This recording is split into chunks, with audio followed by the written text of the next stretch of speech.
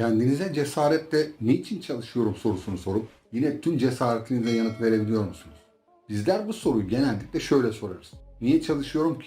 Bu küçük biçim değişikliği önümüze bambaşka bir anlam koyar. Çünkü beraberinde pes etmişliği, vazgeçmişliği, gereksizliği, mutsuzluğu, bıkmışlığı, umutsuzluğu ve tükenmişliği getiriyor. Büyük düşünürlerin de görüşleri ışığında şimdi bu konuya bakacağız. Niye çalışıyorum ki sorusu, bu soruyu kafamızda doğuran durum, kişinin kendisini bütünüyle verdiği, hatta adadığı bir yolda üst üste ya da alışık olmadığı yenilgiler, bozgun ya da başarısızlıklar yaşamasıdır. Böyle olduğunda isteğimiz ve umudumuz azalır. Başarısızlık ve yenilgiler bizi güçsüz kılmaya başlar ve kişi çabalarını sorgulayarak bunların aslında ne kadar anlamsız, gereksiz olduğu sonucuna varır. Zorluk yaşamak iyi bir şey mi? Öncelikle isterseniz bu düşünceye katılmayanların yaklaşımlarıyla başlayalım. En şanslı insan, hayatını bedensel ya da zihinsel hiçbir acı çekmeksizin yaşamış insandır.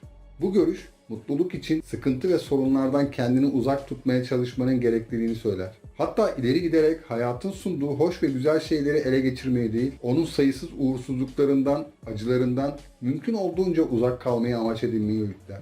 Schopenhauer'a göre felsefi bilgeliğin özü Aristoteles'in şu sözünde yatıyor. Sağduyulu insan zevkten değil, acıdan uzak durmaya çalışır. Schopenhauer, insanın ardından koştuğu evrenin aslında bir tasarım, bir düş olduğunu söyler. Dolayısıyla bir düş arkasında koşmanın bizi bahtsız kıldığını belirterek tam anlamıyla mutluluğun imkansızlığını açıklar. Düşlerimizdeki mutluluğun bulanık, aldatıcı imgeleri rastgele seçilmiş görüntüler halinde belirir gözlerimizin önünde ve biz bunların hakikilerini ele geçirmek için boş yere çabalarız.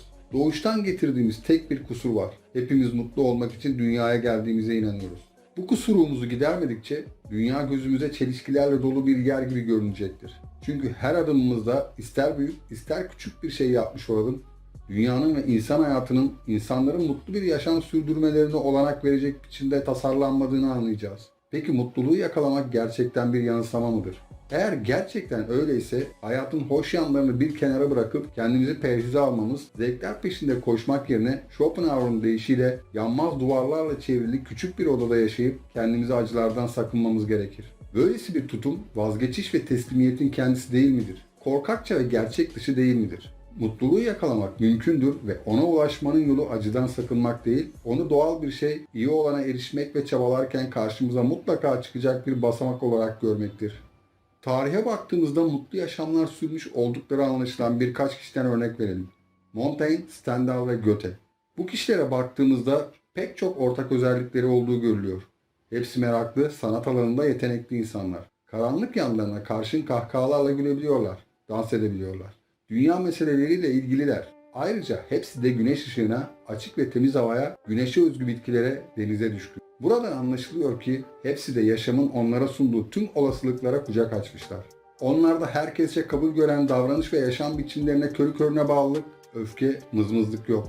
Onlar cesur, hırslı, onurlu, güçlü kişiler. Şimdi biraz da mutluluk acı ilişkisine bakalım. Bize en çok mutluluk veren şeyler büyük acılardan ayrı düşünülemiyor. En büyük keyiflerimizin kaynağında garip bir biçimde bize en çok acı veren şeyler bulunuyor. Nietzsche şöyle der: en hayranlık uyandırıcı insanların, halkların yaşamlarını inceleyin ve kendinize sorun. Büyüyüp göğe uzanan bir ağaç fırtınalara boyun eğmiş midir? Talihsizlik ve dışlanma, hatta bazı durumlarda nefret, kıskançlık, inatçılık, sertlik ve şiddet arzu edilen şeyler midir? Bunlar yaşanmazsa hiçbir büyük gelişme olmaz. Hatta hiçbir erdem oluşamaz. Nietzsche acının kaçınılmazlığını anlatmak için dağlardan da söz eder. Hakikatin dağlarına tırmanırken çabalar asla boşa gitmez. Ya bugün daha yükseğe çıkarsın ya da yarın daha yükseğe çıkabilmek için güç toplarsın. Montaigne ise denemelerde şunu söyler: eğer bir acıdan kaçınamıyorsak o acıyı çekmeyi öğrenmeliyiz. Montaigne'e göre yaşama sanatını icra edebilmek için çektiğimiz acılardan faydalanmayı bilmeliyiz. Yaşamımıza armoni açısından bakarsak seslerin her zaman uyumlu olmadığını, bu armonik yapı içerisinde hoş tonların da sert tonların da, diyezlerin de bemollerin de duyulduğunu, bazı seslerin yumuşak ve rahatlatıcı, ötekilerin ise rahatsız edici olduğunu görürüz. İyi şeyler de kötü şeyler de aslında aynı özdendir. Bizim yaşamımıza aittir. Eğer bir müzisyen yalnızca seslerin bazılarından hoşlanırsa nasıl şarkı söyleyebilir? Müzisyen ses ve tonların hepsini birden kullanmayı, bunları bir araya getirmeyi bilmelidir. Biz de yaşamımızdaki iyi ve kötü şeylere böyle bakabilmeliyiz. Yine Nietzsche'ye dönersek, keşke verimli tarlalar olabilseydik. O zaman derinliklerimizde hiçbir şey kullanılmadan kaybolup gitmezdi. O zaman her olaya, her nesneye, her insana kucak açar, bunları toprağımızın gübresi bilirdik. Yani verimli olabilmek, başarıya giden yolda karşılaşılan zorlukları damıtmak, bunlara manevi bir anlam katmak ve böylece onları verimliliğe dönüştürmekle mümkündür. Stendhal ise şunu savunuyor. Acı çekmeyi reddediyor, kendi acına bir saat bile katlanamıyorsan o zaman rahatlık dinine inanıyorsun demektir. Stendhal'a göre insan temelde bazı olumsuz duygular ve durumlar içinde bulunabilir. Ancak bunlardan fayda sağlanacağına inanıyorsa sonuçta mutlaka büyük başarılar elde edecek, büyük sevinçler yaşayacaktır.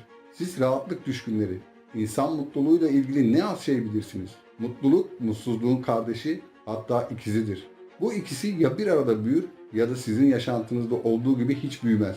Hep küçük kalır. Sonuç olarak isteriz ki eğer mümkünse hiç acı çekmeyelim. Oysa acı olmadan mutluluğa erişmek de pek mümkün değil. İnsanların aslında neye gereksinim duyduklarını bilen Nietzsche, bu durumu da şu sözleriyle çok çarpıcı bir şekilde dile getirir. Sevdiğim insanların acı, yalnızlık ve hastalık çekmelerini, başkaları tarafından itilip kakılmalarını, hakarete uğramalarını dilerim. Dilerim kendilerine karşı derin bir hoşgörü duymadan, kendilerine güvensizliklerinden ötürü işkenceler çekmeden, yenilgilerin altında ezilmeden yaşayıp gitmezler. Böylece insanlar zorlu bir problemle karşılaşıp onu çözerek amaca ulaşacaklardır. Unutulmaması gereken gerçekte her problemin araç işlevinde bir yapı, yol olduğudur.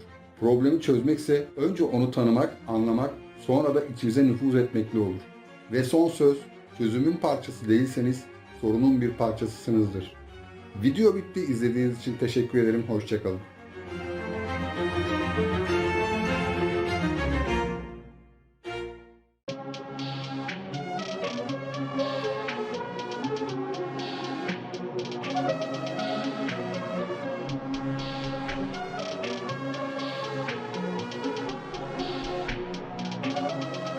Perfect.